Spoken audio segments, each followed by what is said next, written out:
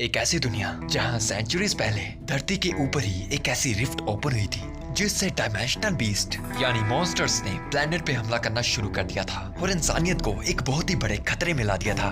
लेकिन awaken warriors ही थे जो इस दुनिया को सुरक्षित रख सकते हैं। ये कहानी ये टियान की है जिसने बचपन में ही अपने पेरेंट्स को खो दिया था और अब उसे ही उसके सिस्टर का ध्यान रखना था और इसके लिए उसे चाहिए पावर और टैलेंट।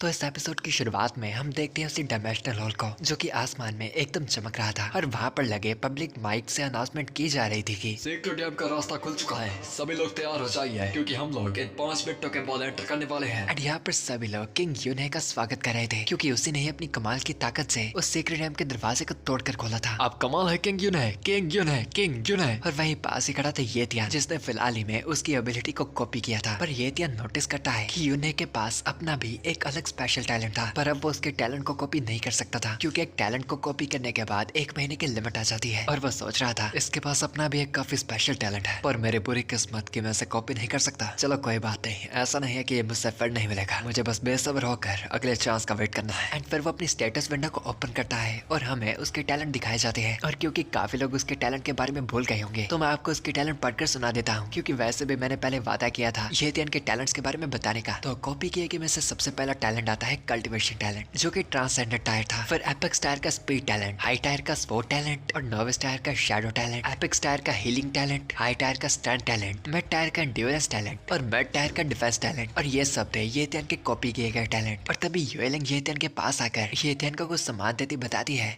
ये लो ये इंटरनेशनल स्टोरेज पॉच है और साथ में एक जीपीएस वॉच। और इस पॉच के अंदर तुम काफी चीजों को स्टोर कर सकते हो और इस जीपीएस ट्रैकिंग वॉच से तुम्हें हमारी लोकेशन का पता चल जाएगा। और इन दोनों को ही संभाल के रखना क्योंकि ये सीक्रेट डैम में काफी काम आएंगे। एंड युएलिंग की वो आइटम्स लेता है, ये दिन उसे शुक्रिया करता है और उसे डालने लगता है कि युएलिंग उसे बताती है कि इतना वो भी नहीं जानती कि वो सीक्रेट डैम में एंटर करने के बाद कहाँ कहाँ पहुंचेंगे। यानी सीक्रेट डैम में एंटर करने के बाद वो दोनों अलग हो जाएंगे और जितना जल्दी हो सके उतना वो वापस रीग्रुप करने की कोशिश करेंगे। और अगर वो दोनों सीक्रेट डैम के अंदर से महीने के अंदर बाहर नहीं निकले तो उन्हें इसके अगले टाइम ओपन होने का वेट करना पड़ेगा जो कि खूब 10 साल बाद होगा। यानी अंदर जाने के बाद सिर्फ रिस्क ही रिस्क होंगे। और ये ध्यान भी इस बात को खूब समझ जाता है कि तभी वहाँ पर उसके पीछे एक बहुत ही मोटा चौड़ा बंदा आ जाता है जो कि ये ध्यान की तरफ काफी गुस्से से घूर रहा था कि जैसे कि वो ये ध्यान को खा ही जाएगा। और वो कहता है, तो क्या यही वो कमजोर कीड़ा है जिसे हमारी प्यारी सिसलिंग ने इनवाइट किया है? तो क्या आप मुझे बताना चाह रही हैं कि इस बालक के पास एक ग्रेट मार्शल वॉरियर होने की ताकत है? प्यारी सिसलिंग,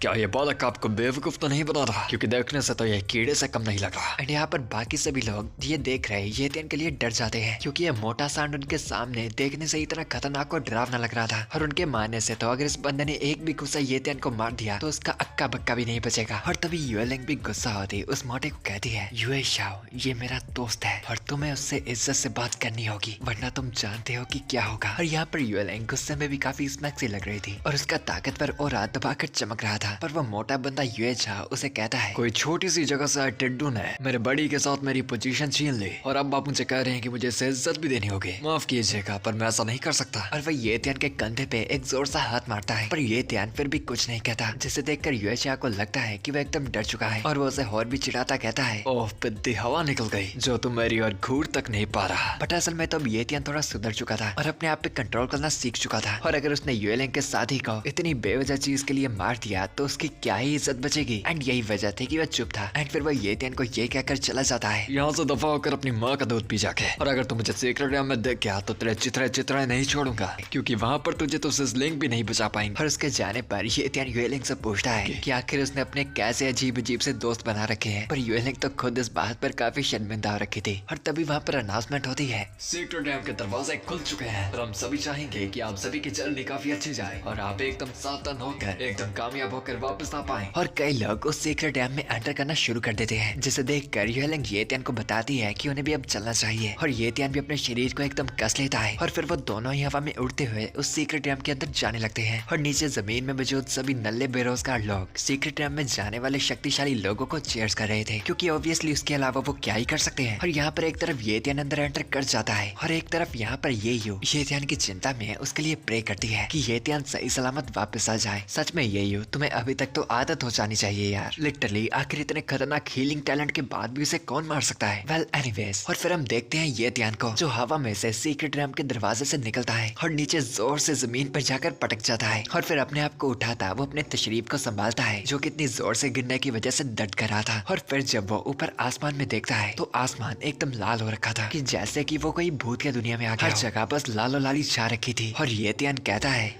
तो यह सीक्रेट जैसा मैंने सोचा था ये उससे बिल्कुल ही अलग है और कहीं ज्यादा गुना खूंखार है। और फिर वो अपने सामने पाता है अंधेरे में मौजूद एक बहुत ही बड़े श्राइन को जिसके ऊपर ही हवा में लाल चांद चमक रहा था। और ये श्राइन मुझे पता नहीं क्यों एकदम सुकुना के डोमेन मेलोवेंट श्राइन की तरफ बढ़ता जाने लगता है। तभी उसके पैर से कोई चीज टकराती है और फिर नीचे झुककर जब येतियान उसे गौर से पकड़कर देखता है तो वो चीज और कुछ नहीं बल्कि 100 डेयर स्पिरिट गिनसेंग थी। जी हाँ, ये वही एलिक्सर था जो येतियान ने लास्ट टाइम तब खाया था जब उसने लिटिल जिन की पेरेंट्स की मदद की थी और उन्होंने ये एलिक्सर येतियान को गिफ्ट में खाने के लिए दिया था जो येतियान के कल्टीवेशन में बहुत ही काम आया था। और फिर जब येतियान अपनी नजरें उठाकर ध्यान से देखता है तो उसके आसपास हर तरफ वो एलिक्सर लगे हुए थे जिन एलिक्सर को उनकी दुनिया में पाना बहुत ही ज्यादा मुश्किल था। वो यहाँ पर चारों ओर लगे हुए थे और इन एलिक्सर को खाने के बाद उसका कल्टीवेशन लेवल हद से ज्यादा तेज ग्रो हो पाएगा। और अब शायद येतियान यही करने वाला था और उसकी ताकत पहले से भी 10 गुना बढ़ने वाली थी। पर क्या वो सच में ऐसा करेगा ये जानने के लिए तो आपको वेट करना पड़ेगा इसके अगले एपिसोड का, क्योंकि ये चैप्टर यहीं पर खत्म होता है। और आल्सो मेरे पिछले एपिसोड में पूछे गए क्वेश्चन का आंसर ज्यादातर लोगों ने कॉपी कैट का टैलेंट बताया था, बट एक्चुअली मैं कॉपी कैट के टैलेंट के अलावा कोई टैलेंट पूछ रहा था। बट वेल कोई बात नहीं, आखिर मेन टैलेंट तो उसका कॉपी का ही है। और आज का क्वेश्चन आपके लिए ये है कि अगर येतियान या फिर ज़ोफैन की लड़ाई होती है तो आखिर उन दोनों में से कौन जीतेगा और आखिर कौन दूसरे को ओवर स्मार्ट कर पाएगा। और इस क्वेश्चन का आंसर आप सभी को कमेंट्स में बताना है। और आल्सो आप अब हमें सपोर्ट करने के लिए सुपर थैंक्स ऑप्शन का यूज भी कर सकते हैं या फिर मेंबरशिप, ताकि मैं काम से टाइम निकाल कर आपके लिए और भी एपिसोड ले आ पाऊँ। So anyways for now bye, good bye, सायोनारा, जाना।